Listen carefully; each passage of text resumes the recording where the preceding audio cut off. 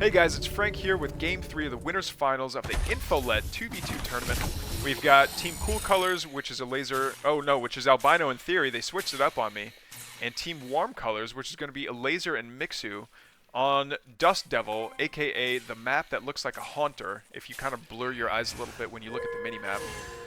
It's got the two eyeballs right here, it's got the boogers, and it's got like some chin ornamentation. Anyway, we're going to see... Oh, yeah, they really flipped the colors on me. That's going to be a bummer. All right, we're going to see a Mixu's scout come around and see literally everything. Get tickled by the Hexen's water balloons, and then he's just going to leave. He's just going to leave. He's just going to leave. Nope. He's going to stick around, try and see if there's a quick tech. At least spotting the production building, seeing the 1-1 build here from... Elaser, or not from Elaser, I'm sorry, from Theory. So expecting them to be playing the quick like aggression style again. Seeing how well it worked for Elaser last game. Yeah, absolutely, and we see some really far forward production buildings being guarded by a meat farm as well. But there's the Clown Cave, and I think that's going to be for a faster. Reinforcements. But we'll see. We see both of Theory's production structures right in his main. You know what this... I wonder if he's going to try and do something cheeky like get the Shadow Mastiffs to try and attack the structures instead of his units. But instead the Gaunts are going to go north and support this this health camp that's being taken. I want to say this might be the first camp that gets taken at all. Yeah, that's the first one this game. But we have the speed camp being taken for Team Cool. And they're making the rotation up to the health camp as well. So we should have a pretty even trade for camps anyways. No early trying to creep jack or anything. Yeah. That poor fiend just gets absolutely nuked by all these slimes. Now, another thing that I noticed is that a lot of infernal players, when they're taking these creep camps, they won't manually split the brute. Okay, well, he didn't need to manually split the brute that time, but timing a good manual split to make sure that you get your fiend's full white health is pretty useful when it comes to like when you rotate to the next creep camp. And those fiends can take maybe one more hit. But one more volley from, Shadow Demons is pretty big, like right now. Why doesn't he split? Could just be an attention thing. And honestly, so one of the things that a lot of people don't understand is if you've been playing since Elephant or since Devastator even, for a long time, the Brute DPS was higher than two Fiends, but they were nerfed sometime around Frigate. So the DPS from two Fiends is actually higher than a Brute, but a lot of players didn't do the math after that. So you're still thinking, oh, hey, I'm going to do more damage with the Brute, and I'd have to do a perfect split to not lose DPS. But now that's not even true. Like, you just split and you get higher DPS immediately. Interesting. That is actually super interesting. But I guess at a high enough Fiend number, the white health doesn't really matter just because you have no idea which one's going to get focused. And it, like, okay, you lose one Fiend out of a group of, like, 6 or 7. It's like, does losing one really... Oh, the Hexen! Oh, he goes down! he dies! No! Well, no! I know. All right, so that's going to be a huge bummer for a laser.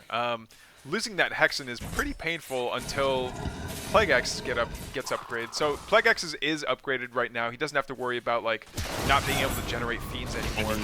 Especially being able to throw down these... Oh, the effigies, but...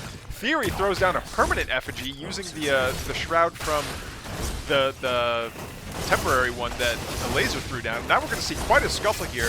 Big Lancer Ball taking down some of these Gaunts that were just trying to move through. They've got the kinetic redirection and that speed camp going their way too. This is going to be some speedy Lancers. Yeah, this Hedgehog not focusing down. Okay, so it is finally targeting the Lancers, which are sprinting towards all these Gaunts, and I think a laser never really got up to his oh, we do see a Veterancy Tier 2 Bob. He's the angry Bob. Okay, so we see the Hedgehog is focusing down the Lancers, which are heavy units, so it is going to be doing that bonus damage to them. But now, do we have enough DPS here from the Cool Colors? Like, yeah, we have a bunch of Gaunts. Oh, we see a bunch of Bobs coming forward as well, but they're not supercharged. They should be able to get turned into Fiends here pretty quickly. Oh, and the Buzzsaw Cannon. It's a Buzzsaw Cannon that's out. Yeah, I think they might have overstayed their welcome. It's time to leave. Frank, I've got a rule when I'm trying to pressure a Vanguard player. If I see a Buzzsaw Cannon, the game is over, the fun is over, it's time to pack up and go home. And I think that's what Team Cool Colors is seeing right here. Yeah, they're gonna. I think they just want their speed buff, and they're gonna take their ball and go home. Especially a buzzsaw cannon with that many bobs supporting. Like it's never gonna die, and it's gonna keep on doing tons of damage to your army. So, especially in this like mid-game-ish composition where, wait, a Repair-O-Matic can heal an effigy? Yes. There, it's a building. Your Bobs can heal effigies as well. They can heal infernal buildings. That's why this is a really cool matchup, because you can use your Bobs as a Vanguard player to heal the infernal buildings, which otherwise have no way of being healed. Yeah, I wonder if that's going to change later. Oh, a Superstone comes down to kill the effigy. All right, well. I think that was an overreaction, or maybe a misclick. No, I agree. I think it was a knee-jerk. But we're going to see a bunch of the hedgehogs here, and 4 hedgehogs is going to make short work of any lances that show up. Yeah, kinetic redirection is nice to get away, but hedgehogs fast. All right, so we're going to see all the Bobs doing their heal hugs. And is this enough? Is this enough Infernal to challenge that many hedgehogs and the defensive units of Emixu's composition here? Yeah, this one Lancer is definitely turning into a fiend. You know, hedgehogs really aren't all that great against Gaunts. Like, they're okay, but you really do want to have those Lancers to get in there and scrap. The hedgehogs are more to deal with the enemy Lancers or any brutes that show up. Yeah, so absolutely. I think a part of it's also the fact that because hedgehogs are a bit beefy, like they have a wider base.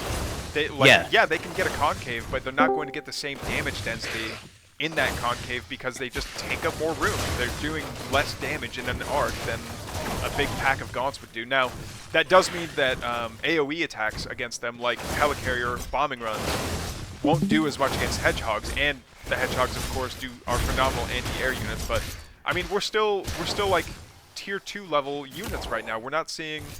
Well, what we're seeing is a GG here pretty soon. Yeah, this is not looking good. I think, yeah.